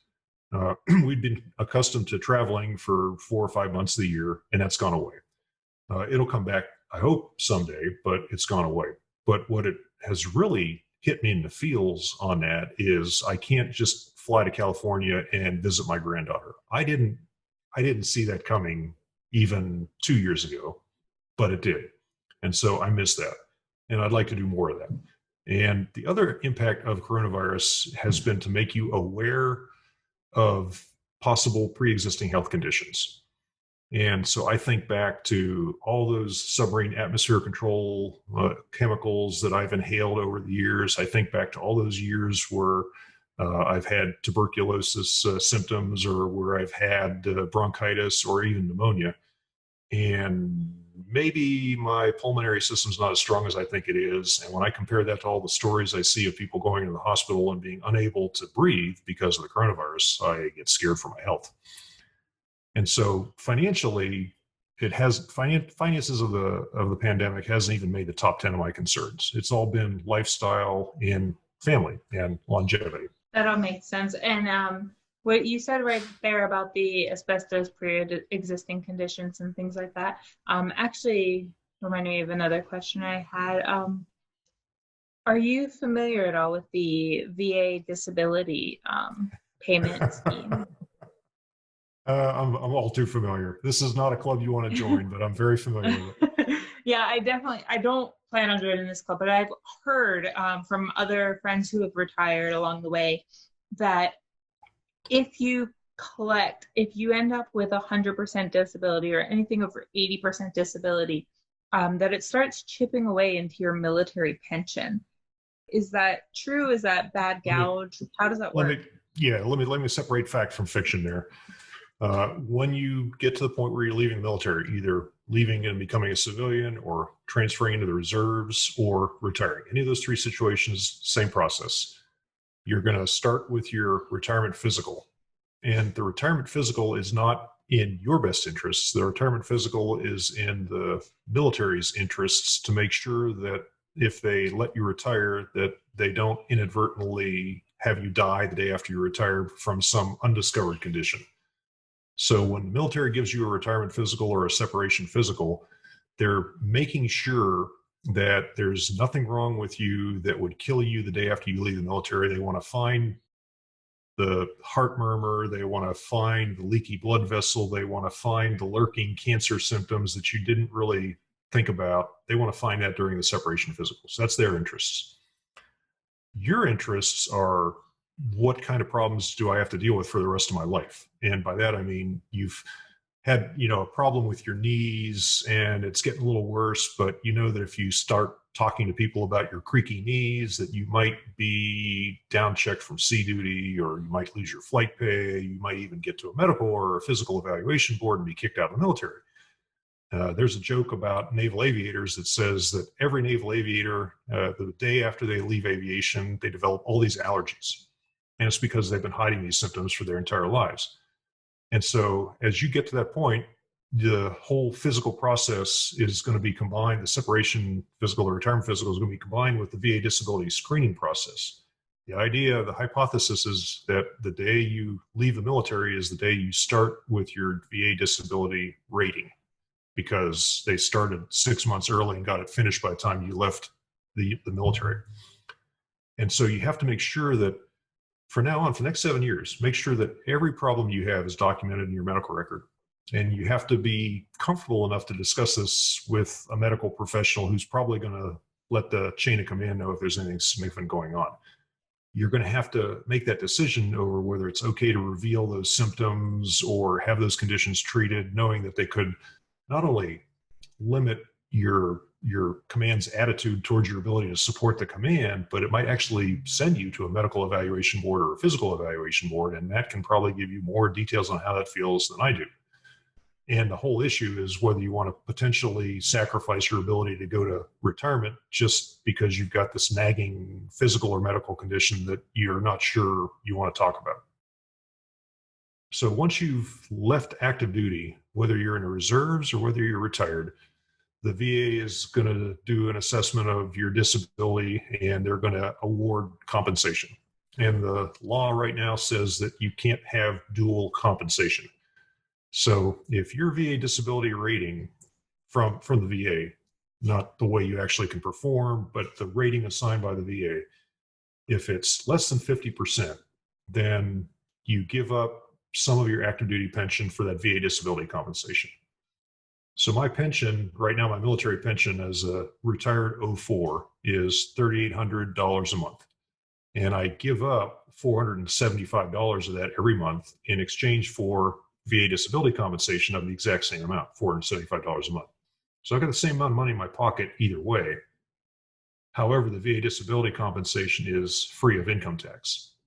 The military pension is taxed by the federal government and may also be taxed by your state and local governments. So everybody I know that's got a VA disability rating of less than 50% will happily give up their pension equivalent for that amount of VA disability compensation.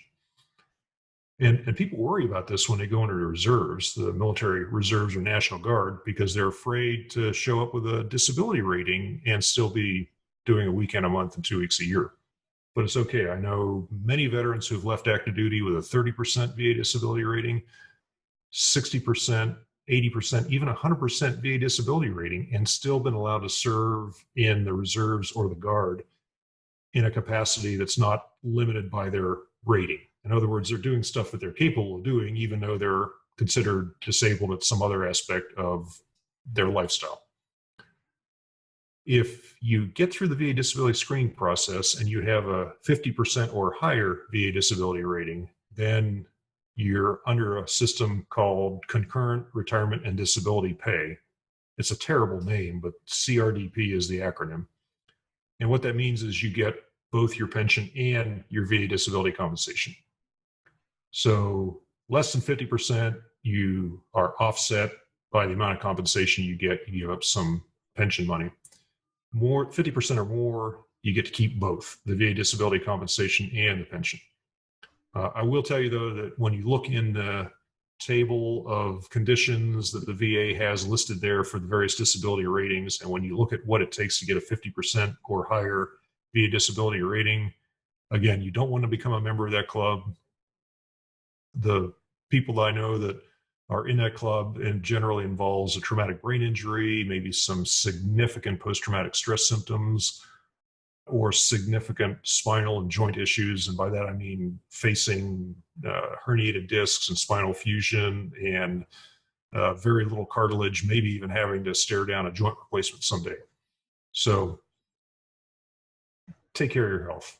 Talk about that with your medical professional, even while you're on active duty. Even if it might be career limiting, you don't want it to become life limiting just because you're trying to protect a cash stream in the future. And get all that stuff documented in your record now and show that it needs continuing treatment like physical therapy, for example. And the VA disability compensation system will do the right thing and it'll take care of you and it'll all work out. I wouldn't feel any burden to work the system or try to leverage or play the game or do any of those things. I wouldn't try to exploit the VA disability compensation system. It's just the money you would get out of attempting that isn't worth it anyway. And the main thing to do is just keep documenting this all in your medical record. Okay, fair enough. Thank you. That I was a little bit worried because I was like, well, what if they decide that your rating is that high and now it cuts off your pension? But it sounds like the way that you phrased it, that if you're less than 30%, then it's basically just a tax benefit. Less than 50%. Yeah. Oh, 50%. Yeah. Yeah. Now I'm at a VA disability rating of 30%, and it's mostly because of knees and also tinnitus, but I can still surf just fine. And so you get a little confused when you have the VA say, well, you're disabled at this. Well, it means that your income potential is limited because of the cartilage you've lost in your knees over the years. So that disability word really causes more confusion than it resolves. But the military in this situation will make sure you get exactly the same amount of money. The compensation just reduces your taxes a little bit. If you faced a medical evaluation board or a physical evaluation board and they had to discharge you or medically retire you or physically retire you, again, you would be given whichever sum of money was higher based on your years of service and on the degree of the disability rating. Fair enough. Thanks for clearing that up. So very similar then, I think, You're going to think of your smartest, most insightful, perceptive questions about 10 minutes after we're finished with this call. And when it happens, just get a hold of me, send me an email, and ask your question there, because the question that you'll think of is probably a really good question that I might turn into a blog post or a book chapter someday. But it's also a question that's very common with other military families, and they're trying to work this stuff out, and they want to find somebody else who understands where they are and what the question is and how to solve it. No, awesome. That'd be really good. I think we had a very similar issue with Dave last time, and we ended up sending him a couple of follow-up emails to do with it, and then we got a lot back, actually, some pictures of his, because he doesn't have a car where he lives. He's going around on some crazy little off-road death machine, but he loves it. The family loves it. So he sent me some photos of that. It looked really good in Costa Rica. No, that's been really, really good. And thank you ever so much, Doug, for your time, and mostly the insight, because I feel once you've listened to many of the podcasts and you have a plan, you've discussed it as much as you, and because we're not with each other so much, we spend an awful lot of time on the phone talking about this.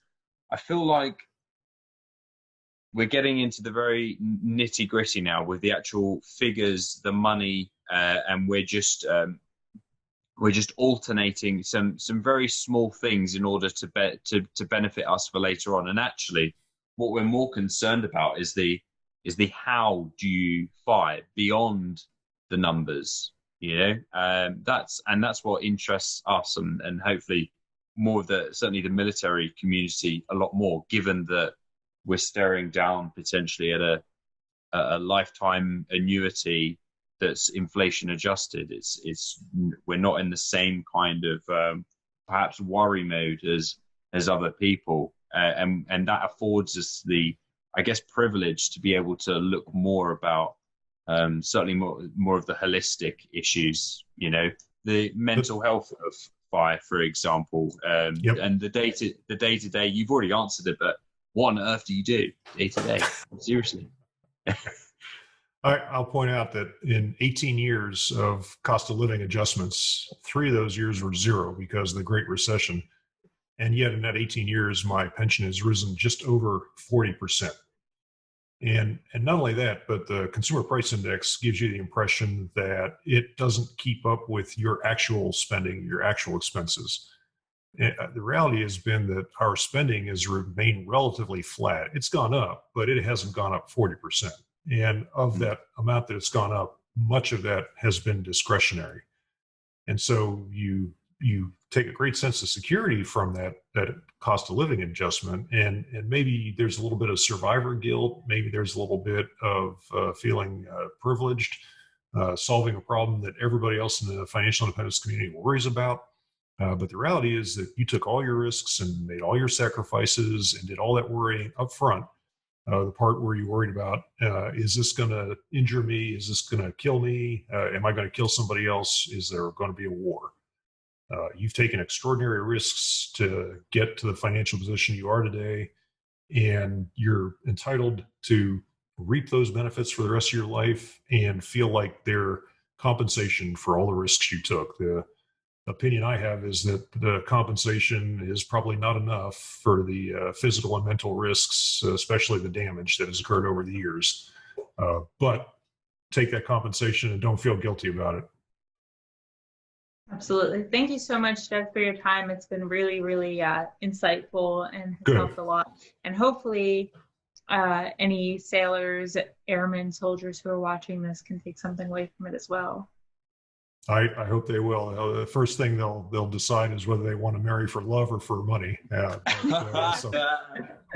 also decide whether current spouse and whether or not they really want to marry another sailor. Yeah, time will tell. Meg's actually a really big advocate for passing on any of the information that we here through the podcasts and any of the meetings that we have onto her younger sailors. She joined as an E1 on a very much lower base salary than she is on now. So she definitely knows the struggles. But I think you wish that you'd known what you know now about the importance of putting in money into your TSP, making those contributions, especially on BRS or whatever. So she's putting out the message as much as possible on her social media. And I refer to my first 10 years of my enlistment as the lost decade, because I just set it and forget it with my TSP. And my first ship decommed after a year and a half, but my TSP address was set to that ship. So I could never get my PIN number, and I just never bothered to try. And so I left it. And that was back when it automatically just sat in the G fund. At least now they don't do that anymore. Thank goodness for our sailors and Marines' sake.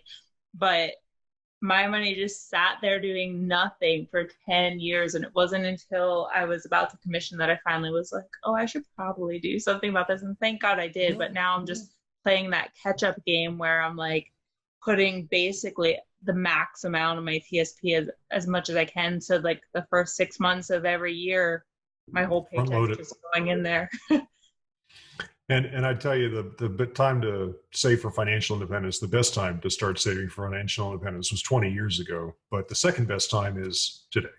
And it's when you start and do it today, and everything falls into place after that. You can't beat yourself up for all those years of history, but you certainly have the experience. And gosh, I hope somebody else listens to that experience. And if we can stop even one E1, E2 from doing what I did and just get your TSP in the right spot and get that max amount in there. If we can even just get them to do that, that'll be worth it. We call that lifetime employment for financial bloggers, I'm afraid. Brad, I mean, you heard him mention this, the military inferiority complex, and then really as they were diving through that, I've put all my time and I put this service in. What am I qualified for? Do I go back to college now and get a degree as I join civilian life? Yeah, that was fascinating to me. As someone who is not in the military, obviously, it never would have crossed my mind that people who have such hands-on experience, have so much knowledge and wisdom, would have an inferiority complex. Like that frankly was shocking to me. And I love Doug's answer, which was people want to know, what can you do and how can you help them? Not what school did you go to, not what degree do you have, but how can you help me, right? What can you do on this job? And I think it's about, like Doug said, it's about having that abundance mindset when you're looking for that next career, if you even want to find the next career, right? But like the abundance mindset, and I would even reframe that as just have confidence, right? Don't go, even if, obviously we're talking to 3 military officers there, but if you were enlisted and you might have that inferiority complex, oh, I don't have a college degree, whatever, you have real world experience. I mean, that vastly, vastly outweighs most college degrees. I mean, if you, Jonathan, you're an employer, right? Like if someone came to you with 10, 15, 20 years of military experience, I mean, that blows it out of the water versus somebody having just some run-of-the-mill college degree. But what I would say, and Doug said this as well, if that individual came to me, I am looking for skills, right? And so you got to get it off the degree. The degree is barely a qualifier for anybody, much less for someone who has all the experience. You already have all the experience. What are the skills? So Doug pointed rightfully so to licenses. Now Matt and Megan are in this interesting situation where they're also looking for location independence, or at least the ability to maintain work regardless of where one, partner or the other has to be located. That's a big part of them. And the natural thought to me came as I was listening that right now with what we're talking about, and we'll give a very specific example as an example that could cover a lot more options. The Salesforce challenge that we're talking about all the time on Talent Stacker and Choose FI right now. Like if you would like to make $60,000 to $80,000 a year with a clear path to making more than $100,000 a year, and parallel to that, you would like the ability to work remote, location independence. Salesforce just announced that the people that are actually working directly for Salesforce all are remote work. It's all remote work now. That was an announcement they just made within the last week, and that is being mirrored in the corporate world as well. People, very typically, the jobs that are being offered right now are remote work. So If you're interested in that, you can check it out. We put together just a free 5-day program to tell you more about it and how you would get started if you wanted to do it on your own. You can just go to choosify.com/Salesforce, choosify.com/Salesforce for more information on that. One example of many, but it points to the future being all about skills, licenses, certifications, and that's for anybody, but certainly for someone that has the military background that this couple expressed. Yeah, and like you were talking about flexibility, right? That's one of the beautiful things of having options, of being at FI, of having a pension. They talked about travel, about where they want to live, about how Doug can live in Hawaii, right? An ultra high cost of living area. And it was, it's so interesting. It's almost akin to slow travel or things that we've heard even from someone like Liz from Frugal Woods talking about when you live in a city and most people reflexively say, oh, it's so expensive, right? It's so expensive to live in a city. But yet there are so many free things, right? It's the same, like Doug is talking about living in Hawaii. Sure, in theory, the housing costs are expensive, but he's able to find incredible local ways to save money on virtually everything else. And like he said, in their particular case, and I suspect a lot of people would do this, is especially in the FI community, as he said, they bought crappy houses, quote unquote, that they could live in and put sweat equity into to make it nice, right? You have time. You talk about learning, you talk about skills. Go on YouTube and learn how to fix something. Like, I mean, that's something that appeals to me. I currently don't have any discernible skills when it comes to fixing things, but I have a mindset that I can learn. And I think in all candor, that's different than where I was 4 years ago when we started this podcast. I think I would have had this limiting belief that, oh, I'm not handy or I'm not whatever, fill in the blank. But with YouTube and a little bit of sweat equity, a little bit of hard work, you can learn anything, right? I find that super empowering. I still feel like I'm gonna get left with parts when I try to crack open the dryer or the refrigerator or whatever. But I'm with you, man. And YouTube is truly a miracle. Okay. The last thing I just wanted to point out here, and this is again a reference to really where Doug's work has actually gone recently, but you saw that the conversation naturally go here as soon as you figured out the money for yourself and you have the confidence that, we're gonna be okay. But I want my kids to have this knowledge sooner. I want the next generation not to give them a silver spoon, but to not to have them have to fight so hard to find true, accurate information on a replicable path to build wealth. I want to see them do the work, but I want to see them go about it the right way and without all the dead ends that I ran into. And with that in mind, the conversation naturally goes to raising your money savvy family for next generation financial independence. And that is why Doug and his daughter Carol put this together. It is this look from both sides, the parental child relationship when it comes to learning about money. And it's complicated, but it doesn't have to be as complicated if you can kind of build these blocks slowly as the child progresses. And I think that's what they did remarkably. I think it's what they conveyed remarkably. And I highly recommend for anybody that wants their children to get access to these money lessons at an earlier age, you pick up a copy of this book for yourself. We were so excited to partner with Doug and his daughter Carol to bring this to the larger community. And you can find out more information. Just go to choosify.com/book. Pick up your copy today. All right, my friends, with that, give us some feedback. Give Doug your feedback. The man has invested himself entirely into the financial independence community and the personal finance community. He's very selfless with his time, and he has an open offer for individuals. If you're in Oahu, just give him a ring and get some surfing lessons. So he says the volume has ticked up since I've started throwing that out there a little bit. So maybe give him a little bit of heads up. Anyways, the fire is spreading, my friends. We'll see you next time as we continue to go down the road less traveled.